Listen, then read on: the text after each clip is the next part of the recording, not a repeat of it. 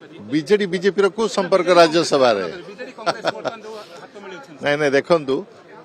प्रत्येक समय जो माने सेक्युलर फोर्स अच्छा भारत वर्ष रे से माने एकाठी अतीत काम करछंती वर्तमान काम करछंती तेणु वर्तमान जेहेतु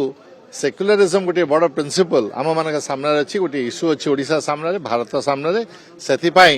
जेहेतु माननीय श्रीयुक्त नवीन पट्टनायक जड़े कॉमन कैंडिडेट निष्पत्ति कले एवं से कैंडिडेट जेहेतु कौन राजनीतिक दल नहीं से कांग्रेस पार्टी समर्थन देला तेणु से आम आगू चलू जिते इश्यू भित्तिक जोटा आम आदर्श सहित भेट मेल हम सब आह्वान रही दलर एकता दृढ़ता एवं दलर भविष्य ओडिशार भविष्य जोटा ठीक से करवा उचित एवं समस्त से जाना उचित जे जो अतीत थिला जे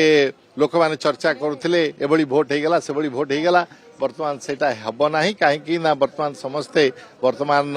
आईन अनुसार देखी भोट देवे एवं आम दल समस्ते एकत्रित ही अच्छा जी दलर जो प्रार्थी अच्छा समर्थन करेंगे।